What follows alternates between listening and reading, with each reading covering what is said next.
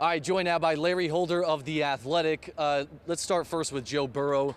He doesn't have an interception all season. It comes at a costly time whenever they have a chance to be able to go down and win. What did you see on that play? Well, I think Joe was just trying to make something happen. He knew it was comeback mode, and he did it against Auburn, so he probably felt confident going in there. And yet, look, great players make great plays. Florida obviously has a long history of making big plays like this on the defensive side of football. They did it.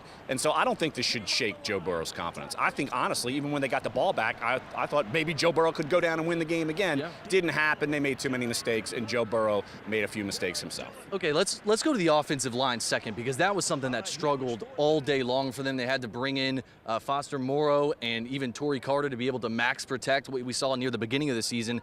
They seemed like they were kind of all over the place.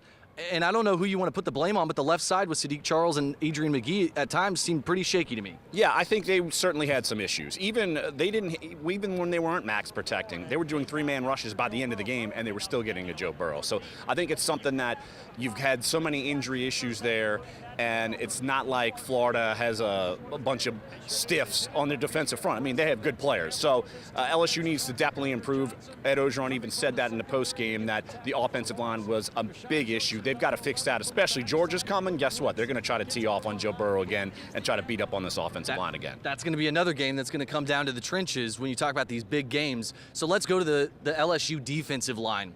They allowed over 200 yards rushing. They allowed 115 in the first half, which was above their per-game average. What was going wrong with the LSU defensive line? I think they were just being overmatched, and at times that's going to happen. I think we've seen a lack of pass rush from times, but you assume they can stop the run. And whether it was running back or even Felipe Franks, I mean, they were getting first downs, and especially toward the end of the game when they had that big game-winning drive to go up, and then they were just eating clock. I mean, they were running on them, and it's almost just Devin White. You would assume he would make every play, but I think it's something they have to address, because teams, if they see that going forward, they're going to try to take advantage of that. Now, look, the good news is for LSU, you got Georgia on deck. You still have Alabama out there.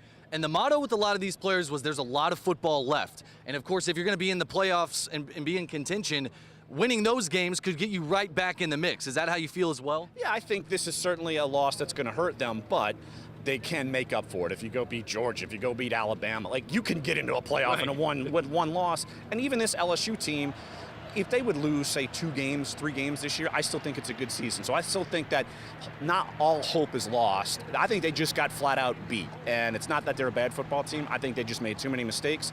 Unlike what they did at Auburn, really played mistake-free, but it bit them tonight because they made too many of them.